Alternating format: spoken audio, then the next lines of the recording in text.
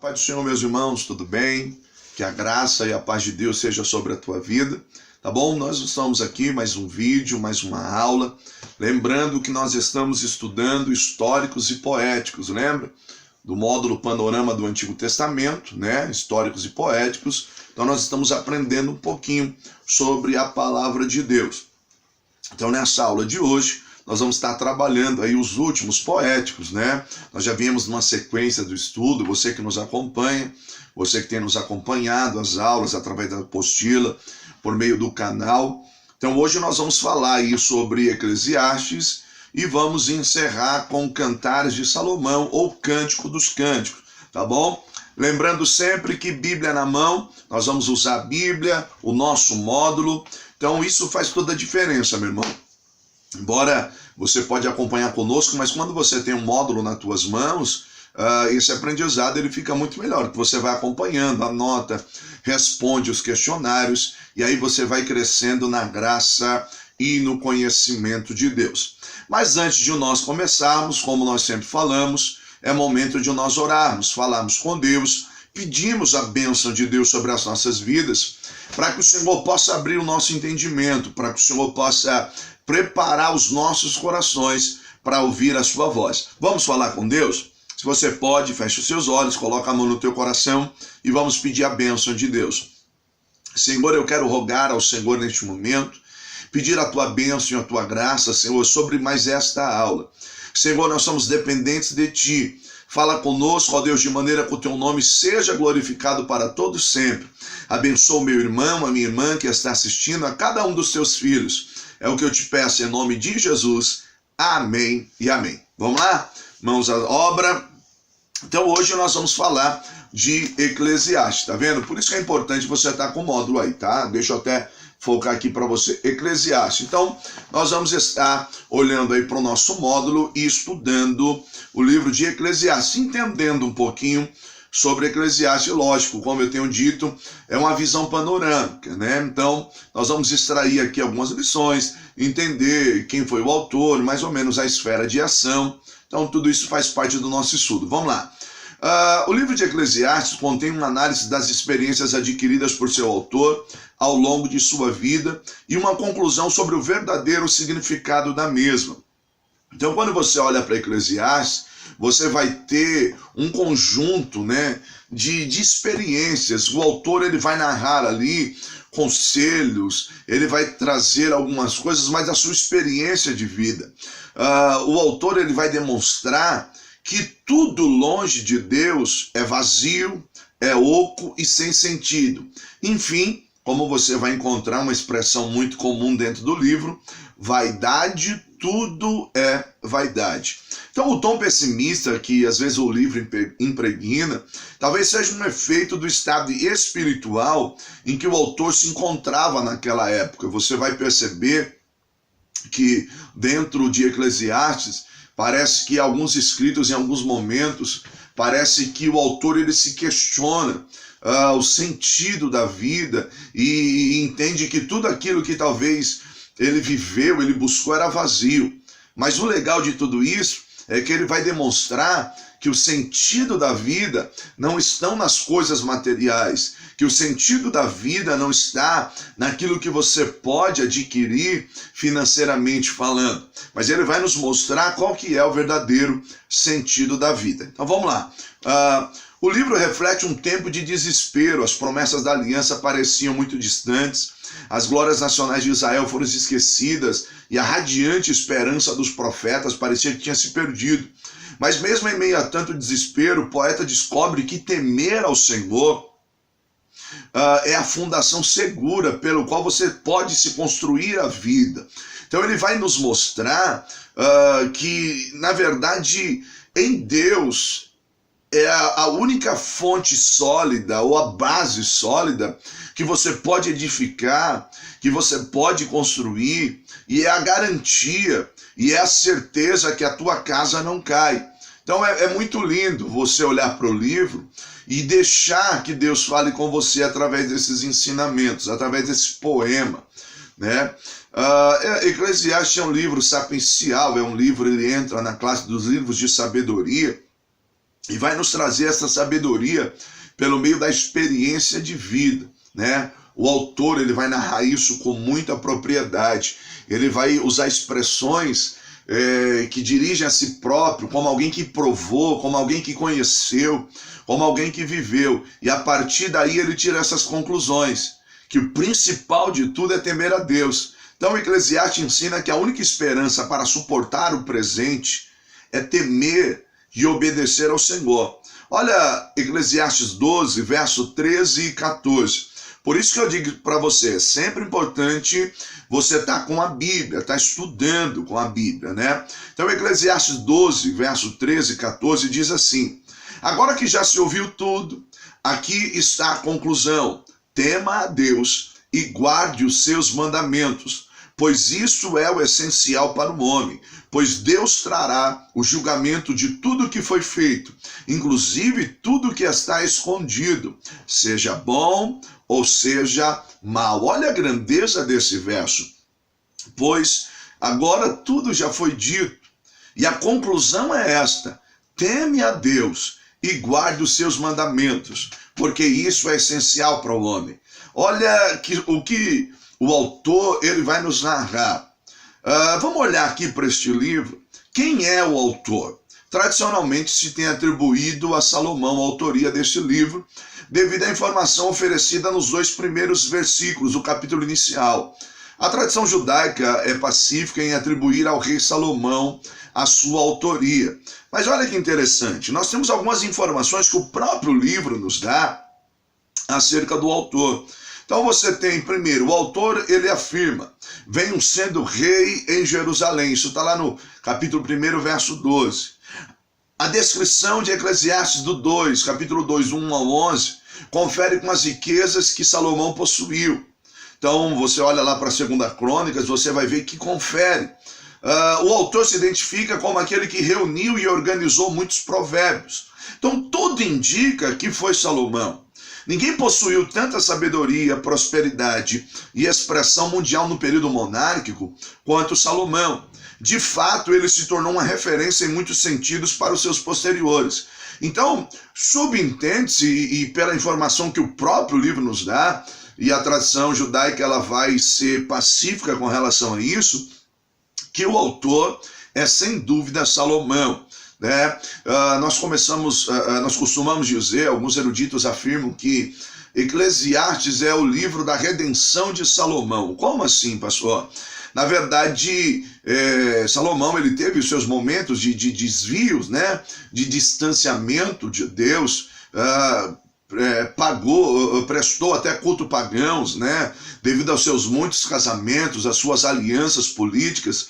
Mas quando Eclesiastes é escrito, nós vemos ali nas palavras do autor, cujo é Salomão, você vê que ele está se voltando para Deus e ele se volta para Deus. Então, alguns vão dizer: Salomão, ele se distanciou do Senhor, isso, aquilo. Mas verdade é que nós, pelos escritos de Eclesiastes, nós enxergamos o que? Um Salomão que está se voltando a Deus. Por isso, alguns eruditos usam a expressão de que Eclesiastes chega a ser ali o livro da redenção, onde Salomão está se voltando para o Senhor, né? O tema do livro, qual que é o tema do livro? O sentido da vida. O livro argumenta que não há nada sobre o sol capaz de dar sentido à vida. Olha que interessante, o tema desse livro, ele vai nos falar sobre o verdadeiro sentido da vida. Qual é o sentido da vida? Então, o sentido da vida, Salomão vai deixar bem claro que está em Deus.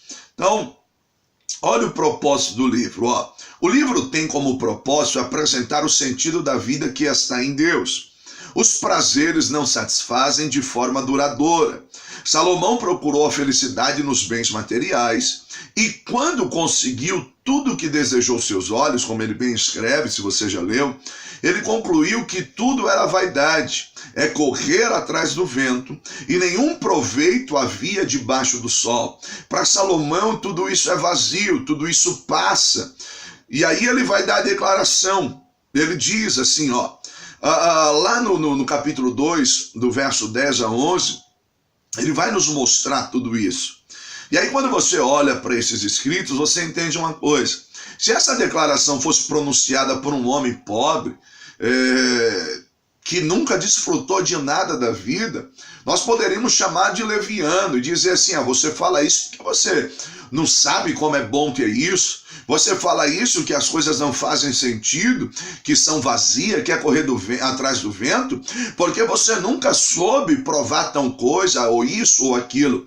Mas quando esse testemunho vem de alguém que era poderoso, rico, que não houve homem como ele, um rei tão próspero, que teve tantas mulheres, tantas concubinas, ouro, prata, prazer, e ele diz, de tudo aquilo que os meus olhos desejaram, eu nada os poupei. Quando você olha para quem foi que escreveu isso, que tudo é vaidade, nós temos que aceitar que essa máxima, ela é verdadeira. Por quê? Porque quem está falando tem conhecimento de causa. Quem está falando, na verdade, provou de tudo, e ele descobriu que o prazer e o sentido da vida não está nas conquistas exteriores, não está nos bens materiais, na fama ou no sucesso. O sentido da vida está em Deus. E aí ele nos dá esse conselho, a felicidade se encontra no ato de agradar a Deus. Aí ele diz, teme a Deus e guarda, cumpre os seus mandamentos, ou seja, quem está falando, meu irmão, sabe o que está falando. Quem está falando, conhece do que está falando. A partir daí você tem toda essa ideia de que quem falou realmente era alguém que provou de muitas das coisas e descobriu que a melhor coisa é servir e temer a Deus. Então, essa máxima é verdadeira, porque quem fala tem conhecimento de causa. Aí nós temos aí uma esfera de ação. Alguns datam o livro do século III ou do século IV a.C., alegando que a linguagem do livro tem característica do hebraico pós-bíblico. Entretanto, a corrente mais conservadora tem datado o livro na época de Salomão, por volta dos séculos VIII, do século VII a.C.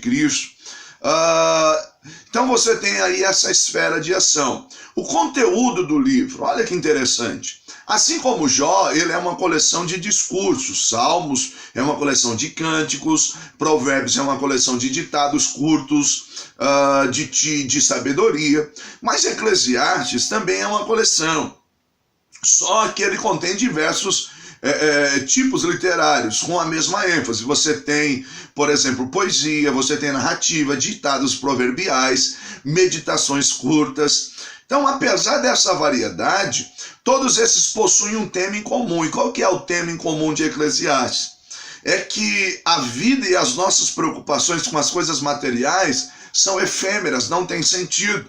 Então o pregador, como diz, o pregador, fala agora o pregador Salomão, o pregador acredita que quando todas as camadas triviais da vida são eliminadas, ou seja, quando você tira tudo e você vai ver que o que sobra é o temor de Deus e gozar a vida.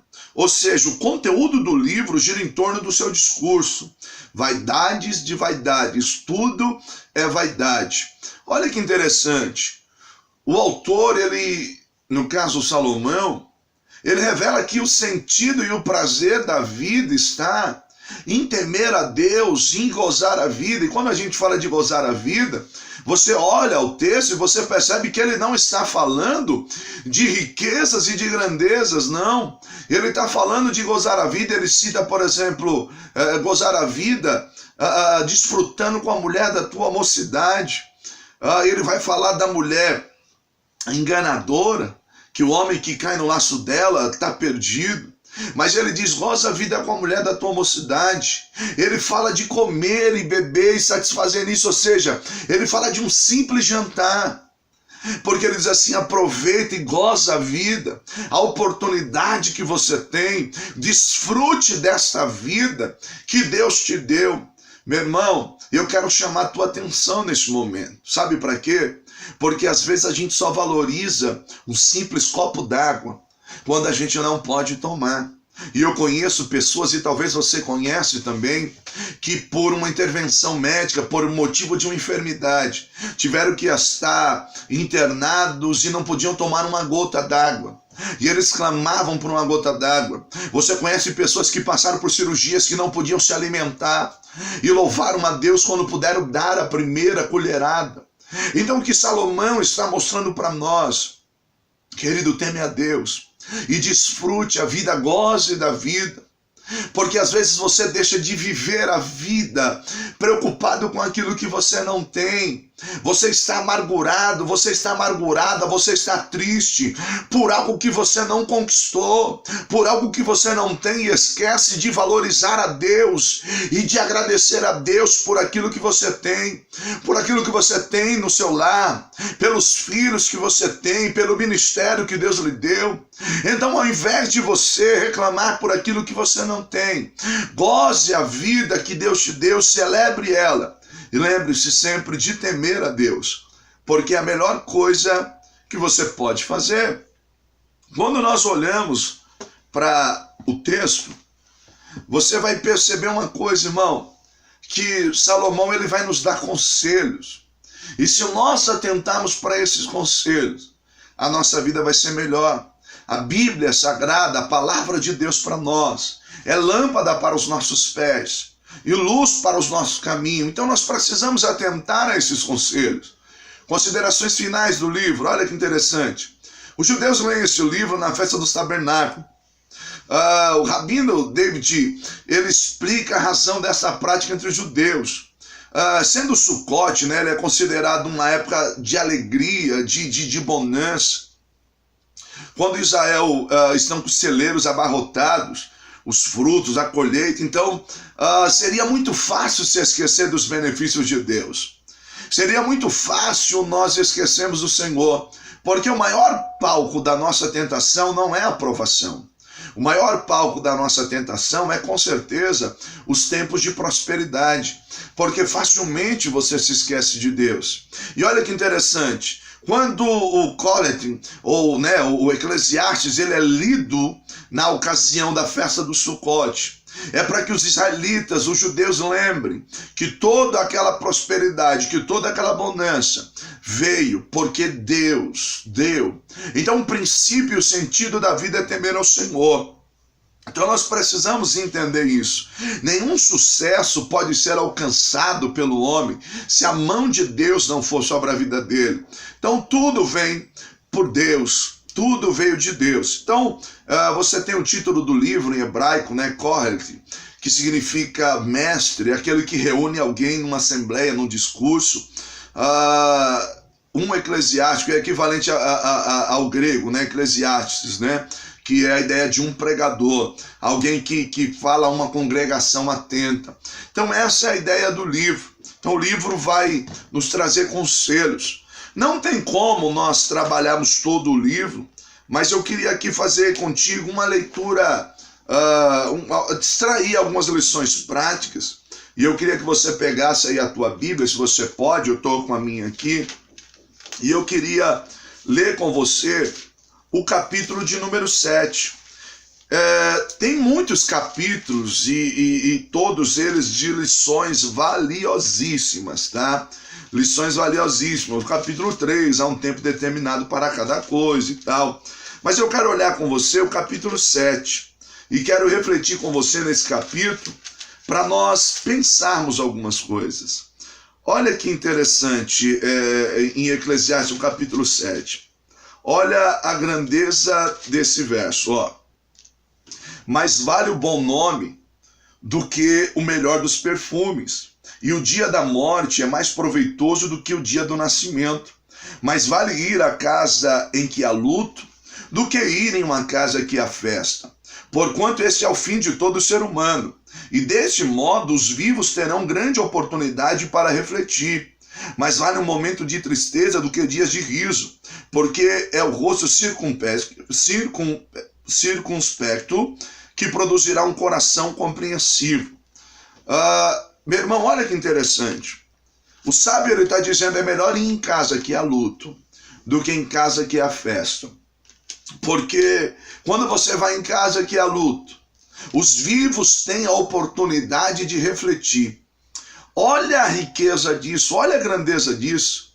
Irmão, quem que nunca foi num velório, num enterro, e não saiu de lá dizendo assim, realmente nós não somos nada.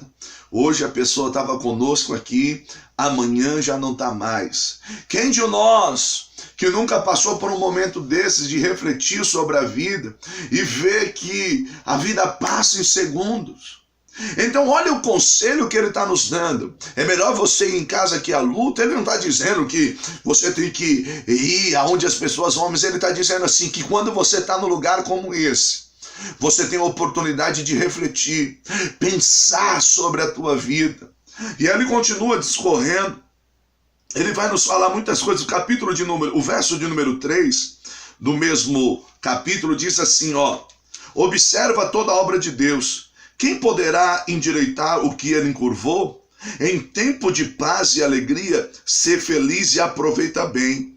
Quando os dias mal chegarem, reflete. Deus fez tanto um quanto o outro, a fim de que o ser humano não tenha poder de desvendar o seu futuro. Olha a grandeza desses versículos. Quando você tiver tempo de paz, tempo de alegria, saiba aproveitá-los bem. Porque quando o dia mal chegar também, você precisa refletir, guardar isso no teu coração. Olha o que ele diz assim, guarda isso e considera, porque Deus fez tanto um quanto o outro. Sabe o que ele está dizendo? Saiba aproveitar um momento de alegria, saiba aproveitar um momento de felicidade, mas no dia mal também guarda isso no teu coração, que Deus ele fez um quanto o outro. Então olha o que ele vai nos ensinando. O verso de número 23, ele diz assim, todos esses conceitos analisei criteriosamente, mediante a sabedoria, e pensei, e estou decidido a tornar-me mais sábio. Mas logo tornei que a sabedoria está fora do meu alcance. Ele buscou, decidiu no seu coração, mas ele sabe que o temor ao Senhor é o princípio de toda sabedoria. Então, meu irmão, o conselho para você é que você tema Deus, que você guarde o teu coração, que você guarde a tua vida em Deus. Olha o capítulo 12 de Eclesiastes. Lembra-te do teu Criador nos dias da tua mocidade, antes que cheguem os dias difíceis, se aproxime os dias da velhice, em que dirás, não tenho mais satisfação em meus dias. Antes que a luz do sol, da lua e das estrelas percam o brilho aos teus olhos, e penses que as nuvens carregadas de chuva jamais se afastarão de ti. Quando os guardas da casa caminharem trêmulos e os homens fortes andarem curvados, quando cessar o trabalho diário dos moedores, por já serem poucos, e os que olham pela janela enxergarem apenas sombras e figuras turvas. Sabe o que ele está dizendo? Lembra-te do Senhor enquanto você é jovem. Aproveita esse vigor, aproveita esse fôlego todo para entregar a tua vida a Deus. Tema Deus, porque é a melhor coisa que você pode fazer. Guarda o teu coração em Deus. Esse é o conselho de Eclesiastes. Poderoso, né, irmão? Rico, muito lindo. Nós poderíamos ficar aqui muito tempo falando de Eclesiastes, mas você entendeu aí nessa visão panorâmica. Mas eu te dou um conselho. Leia o capítulo, o livro inteiro. É tão rico. Tantas lições, tão bom. Agora que você já tem essa visão panorâmica, você vai ler com muito mais propriedade, vai entender melhor, tá bom? Vamos lá para Cantares de Salomão, ou Cântico dos Cânticos? Vamos lá também, porque é muito rico esses escritos, e nós estamos aí chegando ao final do nosso módulo Históricos e Poéticos. A partir daí nós vamos já, se Deus quiser, estudar os profetas. E você é o nosso convidado a continuar conosco aí. Não para não, não desiste não, porque vai ser bênção para a tua vida. Vamos lá. Você que está com o nosso módulo, Cantares de Salomão ou Cântico dos Cânticos. Dos textos que compõem o Antigo Testamento, poucos são tão fascinantes e enigmáticos quanto o Cântico dos Cânticos. Esse interlúdio lírico e não raro sensual contrasta fortemente com narrativas severas que precedem e seguem. Cântico dos Cânticos é um poema de amor onde o nome de Deus, o Yahvé, nem sequer é mencionado, e não há uma referência de louvor e oração a Deus. Entretanto, Cânticos dos Cânticos, né, ele foi incluído entre os 5 rolos de festa, né, do cânon sagrado. No judaísmo posterior, foi designado para ser lido na Páscoa. Então, o judaísmo posterior ele é lido na Páscoa, e isso, de certa forma, ele foi interpretado como a representação do amor de Deus, do amor divino para com Israel. Dentro disso, você vai ter algumas linhas de interpretações de cantares, né? Alguns vão interpretar usando aquela linguagem alegórica ou tipológica, dizendo que, na verdade, é a expressão do amor de Deus para com Israel. Então, todas aquelas palavras contidas é o amor de Deus para com Israel.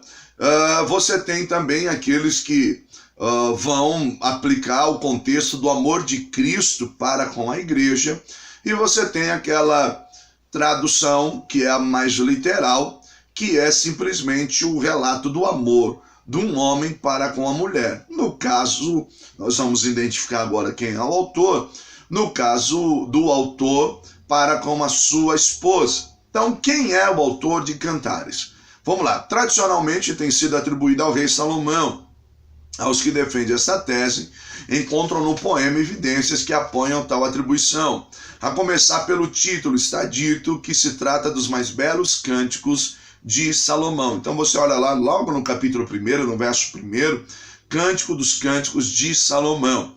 Então Salomão também é citado em várias outras partes do poema, embora a posição acerca da autoria do livro seja quase que unânime, né? O poema também pode ser visto como que diz respeito a Salomão, indicando neste caso que dele trata ou que a ele concerne. É a ideia de que talvez alguém tenha escrito sobre ele, narrado sobre a sua vida. O tema do livro de Cantares, o amor verdadeiro. Então vai nos narrar ali o amor verdadeiro. Nós temos aqui no propósito do livro, olha que interessante, o livro é um cântico sobre o despertar do amor, escrito, né, ou cantado, em 2 partes, a do homem e a da mulher. Os poemas individuais parecem compartilhar de uma estrutura semelhante com diversas variações. A mulher, ou ocasionalmente o homem, é descrito como sendo algo belo e desejável.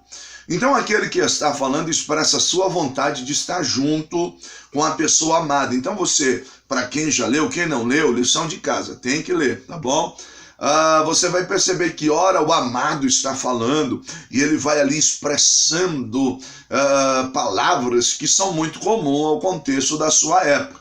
São frases de amor, são poemas que encantam, que embelezam, né, a mulher e vice-versa.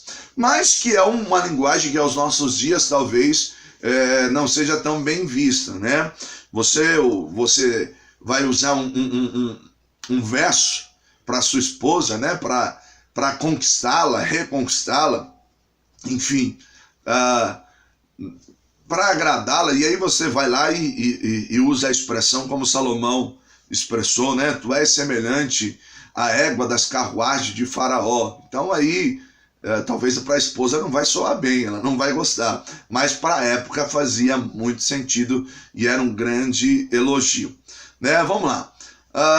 A expressão dos 2 jovens amantes se alegrando no esplendor de seu amor mostram que na verdade é o amor perfeito dentro do casamento, né? Não há nenhum problema nisso. Todavia, alguns comentaristas eles vão afirmar que Cântico dos Cânticos é uma alegoria do amor de Deus ao povo de Israel. E como eu já citei antes, a partir daí vão existir essas linhas de pensamento e uma grande discussão teológica. Porque alguns acreditam que dizer que Cantares é o amor de Deus ou o amor de Cristo para com a igreja, de certa forma, forçar o texto, tentar aplicar alguns textos que não, de certa forma, não cabe. E, de certo ponto, quando você olha alguns capítulos, você vai ver que você tem realmente algumas dificuldades de fazer essa aplicação.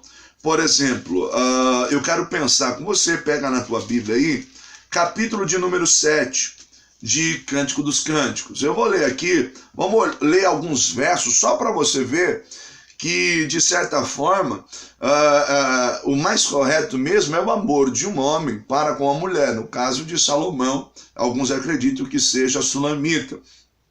Porque, de certa forma, fazer uma aplicação desse texto à igreja, a Cristo para a igreja, é forçar um pouco o texto, sim, sem dúvida.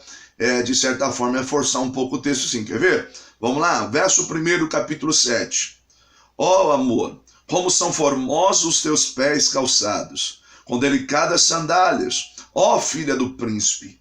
As curvas das suas coxas são verdadeiras pérolas, obras das mãos mais excelentes de um artífice. O teu umbigo é como uma delicada taça arredondada, onde jamais falta vinho das melhores safras e misturas. Tua cintura é um feixe de trigo adornado de lírios.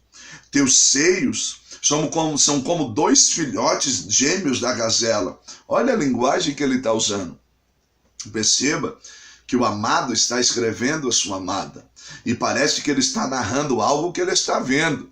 Porque ele começa dos seus pés, vai às suas coxas, chega no verso 2, chega ao seu umbigo. No verso de número 3, ele está nos seus seios, ou seja, ele está observando algo. Olha o verso 4. O teu pescoço, uma torre de marfim, teus olhos, as piscinas de Hebrom, junto às portas de Bet-Rabim. Teu nariz é como a torre do Líbano, voltada para Damasco. Tua cabeça, onde ele já está? Passou pelos seios, entrou pelo pescoço, nariz, cabeça. Olha o que ele diz. Tua cabeça eleva-se como o Monte Carmelo. Teus cabelos soltos têm brilhos de púrpura. O rei foi capturado por tuas tranças. Olha que interessante. O que dá a entender que ele está olhando para ela e diz: o seu cabelo tem um brilho de púrpura. E aí parece que ela dá aquela jogada de cabelo e ele diz assim: o rei foi preso pelas suas tranças. Olha o que ele diz: tens o porte da palmeira, verso 7, e seios como cachos do fruto mais saboroso. Então pensei, verso 8, subirei a esta palmeira. Olha o que o pregador está dizendo aqui. Subirei a esta palmeira e colherei os seus frutos. Sejam os teus seios como os mais generosos cachos da videira. O aroma da tua respiração como o perfume dos melhores damasco. A tua boca como o vinho mais puro e delicioso. Meu irmão, olha a linguagem que ele está usando. Sem dúvida nenhuma, é a expressão do amor de um homem para com uma mulher. Ainda que você vai ter outros textos que alguns fazem, né, essa aplicação, mas nós olhamos que a linguagem de Cantares, de Cântico dos Cânticos, realmente revela o amor do amado para com a amada, do esposo para com a esposa. Vamos lá, esfera de ação. Várias têm sido as teses se levantado com relação à datação do poema, né? Entretanto, a mais aceita pelos estudiosos defende a datação em torno de meados do século X a.C., pouco depois da morte de Salomão. Olha o conteúdo. Qual que é o conteúdo? Embora nós lemos alguma coisa aqui, ó. Cântico dos Cânticos é uma celebração colocada de maneira simples do amor compartilhado entre jovens amantes, criados à imagem e semelhança de Deus.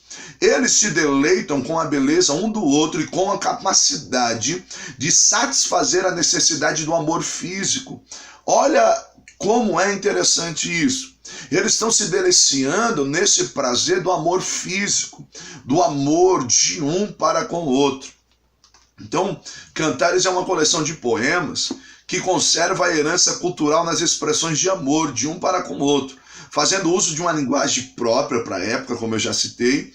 O livro é uma homenagem à maravilha e à majestade do amor sexual, monogâmico, por esse amor vivido intensamente com fidelidade de um homem para com a sua esposa. Então ele celebra ali o amor sexual. E eu preciso dizer algo para os irmãos, querido.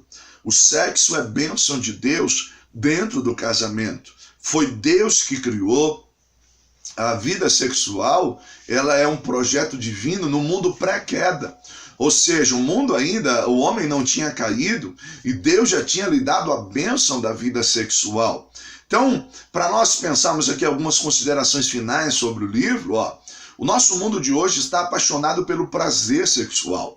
O mundo de hoje, tudo se torna muito da sexualidade. As músicas trabalham a sexualidade, as mídias, as redes sociais trabalham a sexualidade. Mas essa cultura moderna, ela tenta colocar esse tipo de prazer desassociando da nossa fé. Queridos, dentro da cultura judaica, eles não tinham essa ideia de desassociar a fé da sua vida prática, da sua vida sexual, da sua vida... e eu estou falando disso no conceito do casamento, monogâmico, tá entendendo? Porque o sexo ele é bênção de Deus. Então, na verdade, esse livro ele vai nos dar um ponto de contato entre a sexualidade humana e a fé bíblica. Então, os israelitas reconheciam o lado sensual da natureza humana como parte da maravilhosa criação de Deus. Deus nos fez homem e mulher, e no relacionamento mais íntimo, de alguma forma, nós refletimos a imagem de Deus. Então, irmão, o sexo dentro do casamento ele é bênção. Então, quando você olha para a linguagem de Eclesiastes, irmãos, de Cântico dos Cânticos, de Cantares de Salomão, você vai ver como o autor, ele engrandece a Deus e engrandece, ele celebra, né, esse momento íntimo dele, da esposa, sem desassociar da sua fé. Então, o casamento, o laço do casamento, a primeira instituição criada por Deus foi a família, né? Portanto, deixará o homem seu pai e sua mãe, e unir-se a sua mulher, e ambos serão uma só carne. Ele vai nos oferecer a unidade nas relações humanas, ou seja, não há vergonha ou desgraça nisso. Nesse sentido, então, o Cântico dos Cânticos nos leva à volta de um relacionamento matrimonial antes da queda no Jardim do Éden, ou seja, o marido e a mulher se deleitavam um com o outro, sem inibições, no mais íntimo prazer.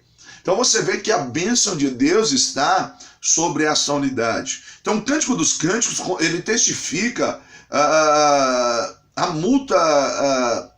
unidade entre o homem e a mulher, e ele afirma que há santidade no casamento e aprova o amor erótico e heterossexual dentro dos laços do casamento, né? Um amor erótico, não é aquela coisa fria, mas é aquela coisa, quando você lê, né, o amado escrevendo para sua amada, ele dá detalhes do seu corpo, ela dá detalhes do corpo dele, e eles se envolvem ali naquele momento tão íntimo, mas tão caloroso. Então nós vamos entender uma coisa, que o sexo ele é bênção de Deus, e ele é uma bênção de Deus já desde o mundo pré-queda, ou seja, antes da queda de Adão, ele é a bênção divina está sobre o casal.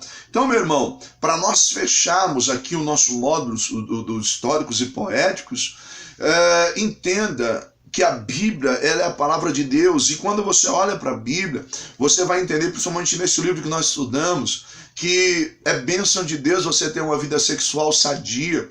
A tua espiritualidade, ela passa pela linha da tua sexualidade. Então é importante que você tenha uma vida sexual sadia, que você tape as brechas, que você tenha um momento íntimo com a sua esposa, com teu esposo, que essa relação seja uma relação viva, acesa, né? Lê lá Cantares, você vai ver como ele começa a ressaltar partes do corpo da sua amada, e ela começa a falar partes do seu corpo, ou seja, eles estão apaixonados, né? A ideia de paixão, do amor que vem do amor erótico, né? Do prazer por aquilo que se vê. Isso é importante dentro do casamento. Isso acende, né, as chamas, né? Isso é muito bom. Então, meu conselho como teu professor neste momento, reveja os teus conceitos, melhore a tua vida, tenha uma vida sexual saudável, debaixo da bênção de Deus. Não existe pecado nenhum nisso, nem desgraça nenhuma. Que você tenha uma vida para glorificar Deus, uma vida alegre, né? Não uma pessoa amargurada, uma pessoa triste, uma pessoa que infelizmente é o que acontece aí, vive de certa forma, não é suprido, e aí ele acaba caindo nos laços, nas tentações de Satanás. Então reveja esse conceito, tenha um momento de alegria, um momento de paz, de bênção, porque é uma bênção que Deus colocou sobre o homem, sobre a mulher. Eu falo isso porque, infelizmente, dentro de um contexto eclesiástico, nós ainda temos muitas pessoas que são escravizadas, pessoas que acham que é pecado, que tem a relação com seu marido, com a sua esposa, e eles vão por uma obrigação, e pós-relação, alguns chegam a dobrar o joelho e pedir perdão a Deus por tal ato, por tal pecado. Irmão, o sexo é bênção de Deus, é bênção para a tua vida, é bênção para o teu casamento, para que você seja mais íntimo da tua esposa, e vocês vivam em comunhão um com o outro. Então, olha o conselho bíblico, olha que riqueza a palavra de Deus para nós, que grandeza, né, a palavra de Deus. Então, o amado, você vai ler que o amado almeja, anseia por estar com a sua amada. Então, meu irmão, leia depois, estude. Você que já tem o nosso módulo, que é o nosso aluno, responda aos questionários, tá bom? Nós chegamos ao fim de mais um módulo aí, estudamos aqui históricos e poéticos. Você que nos acompanhou, tem aí todas as aulas gravadas. É bênção de Deus para você, bênção de Deus para a tua vida.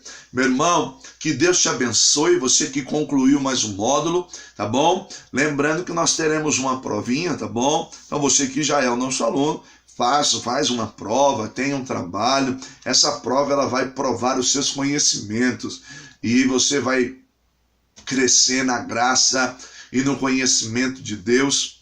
Que Deus te abençoe. Lembrando que eu faço a minha parte como professor, mas você precisa fazer a sua. Então, você precisa pegar esse livro, olha as referências bíblicas, vai para a Bíblia, anota, tenha lá uma caneta, um marca-texto, grife, irmão, anota, porque você vai crescer na graça e no conhecimento de Deus, tá bom? Que Deus te abençoe. Foi muito bom a gente estar junto nessa aula, nesse módulo. Fica com Deus. Até uma próxima aula, se Deus quiser. Lembrando sempre que se Deus é por nós, quem será contra nós, tá bom? Um beijo no teu coração, que Deus abençoe você, e que aonde pisar a planta do teu pé, Deus possa ser contigo. Que Deus te abençoe. Até a próxima, se Deus quiser.